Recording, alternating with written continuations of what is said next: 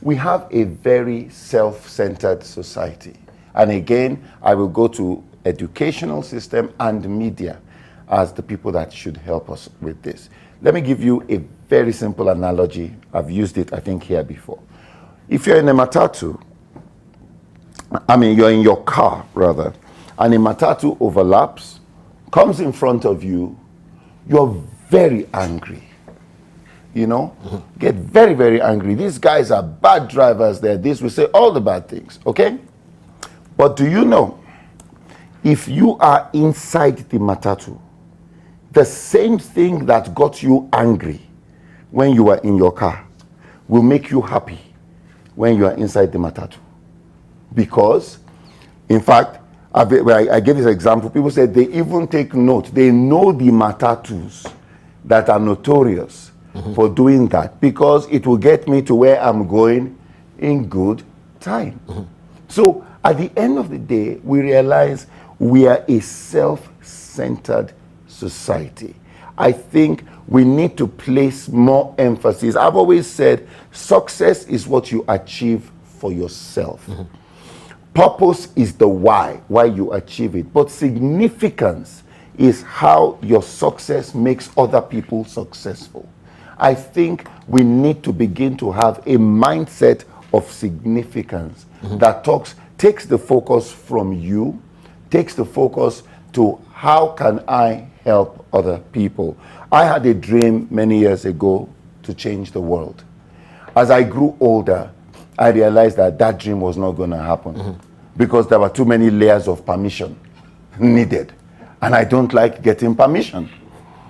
But I discovered, if I cannot change the world, I can change my world.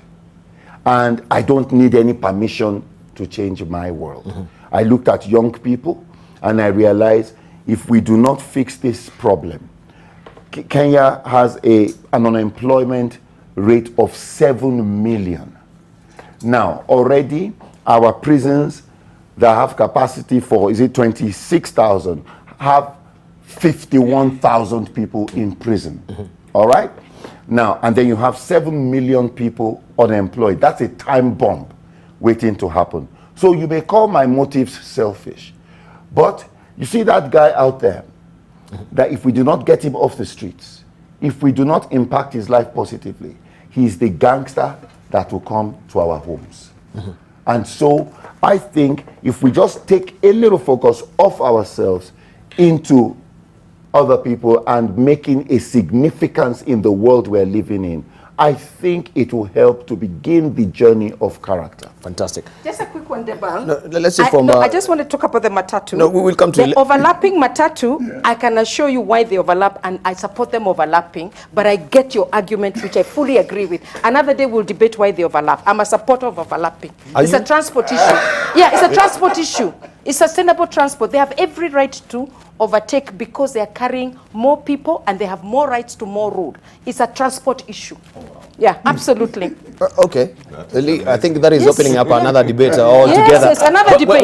When we're talking about values and character, I mean, that is diametrically different even from what we're espousing here. No. Yeah. It's about sustainable transport. Everybody has an equal right of road space, and if they have 15 people and you have 2 people in a car, they have more right to road space than you have. That's why you have lanes for public transport. Okay. But anyway. Lee, let's hear from Lee. I just want to say that out of the discussion that we have, it is true that the majority of people are not very concerned about good character. They're not concerned. They are not concerned. Yes. And that's why the 70% survey says that they can do whatever is required to do to make money. So are we batting our heads on the wall when it comes to these initiatives about corruption and institutions? Are not concerned. No, 70% who said that I can make money anyhow, wherever I'm placed, it means that that person has compromised one thing, their character, to begin with.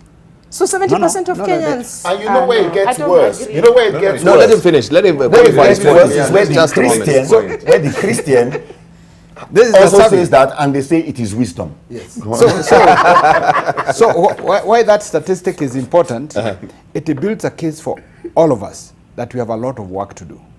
Let's not imagine here that everybody is fine, and as we move around, that people have reformed themselves to do good. So the idea of building values, right from kindergarten all the way to adulthood, is a responsibility we have as a nation, so that we can be able to build better people. We must take this as a serious part of our improvement as a nation, because personal improvement is available and it is continuous. And let us not say that people will turn out, however, because their circumstances are fine. Let us follow the curriculum in the schools. Let us monitor that our children, our young people are continuously being mentored to be better people around good values. I would also want to say that champions of good values and integrity should continue to do what they are doing. They have impact, including those who are here, the leaders who believe that there is a case for us to continue being the beacons of integrity. Let them continue, because we will be able to light our world. Wherever you are, make a difference where you are. And that's what I do agree with you, that make a difference within the jurisdiction and your area where you are. I would also want to say that the matter of role modeling, I think we need more people speaking out around good values, good morals, because it's a discussion that has been discussed in private. So a forum like you have created, a BAL here, to champion good values, to promote good leadership, accountability is the way to go, so that we have got more voices promoting good governance, better people, a better society is a part of our responsibility jointly. So we would like to appeal to all Kenyans that each of us has some work to do to be able to make this nation a better place for all of us. Thank you very much. Let's hear from Oliver, then we'll hear our headline thoughts, Mary. Thank you very much, Dibal.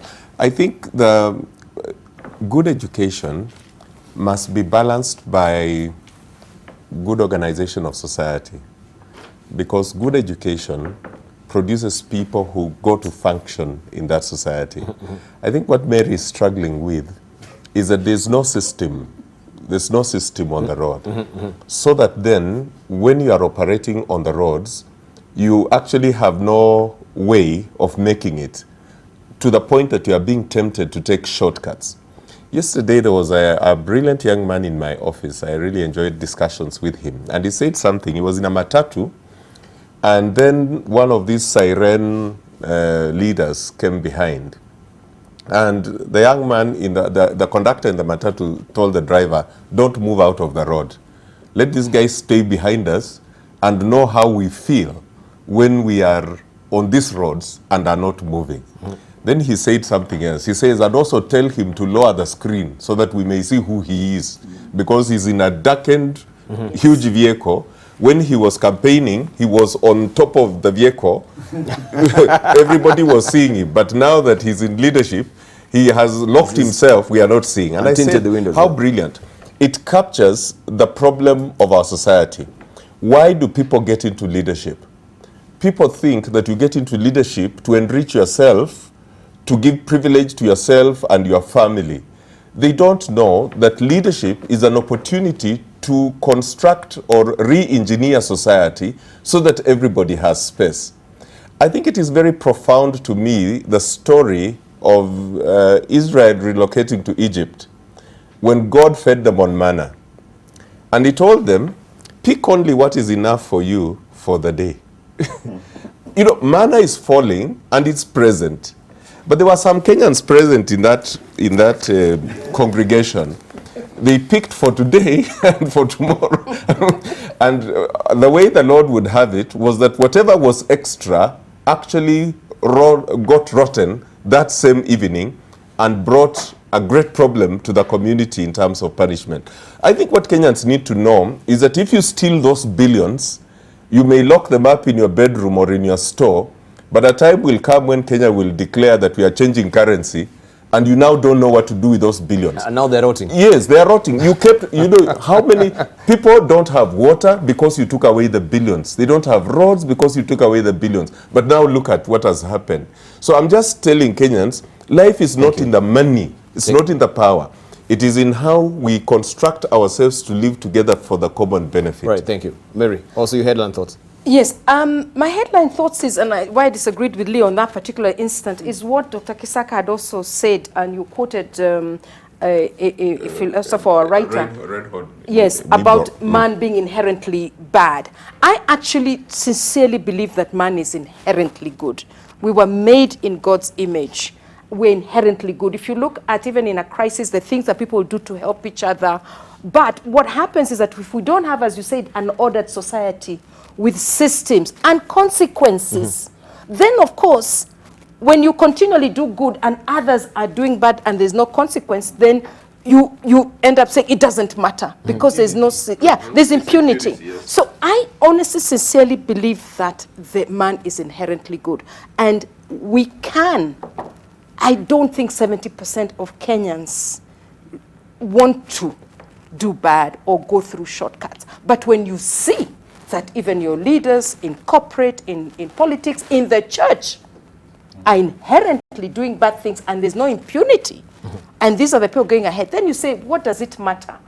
But many of them are the silent majority who perhaps are doing good in their own area. That's what I sincerely believe.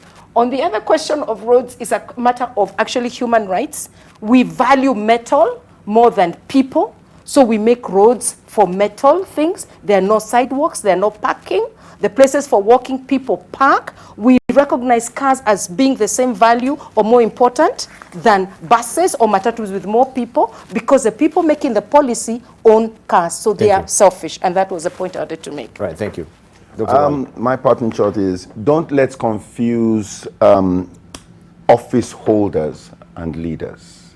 The fact that you are in an office does not make you a leader. If you say you are a leader and no one is following you, then you're just taking a walk. But if you say you're a leader and people are following you only because there are consequences for not following you, then we have a problem.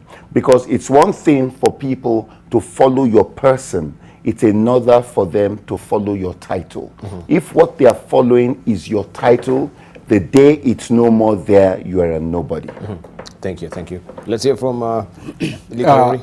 I'd like to just address Kenyans on the matter of corruption, where we are very active now as the multi-sectoral forum. We are happy about the sustained fight against corruption.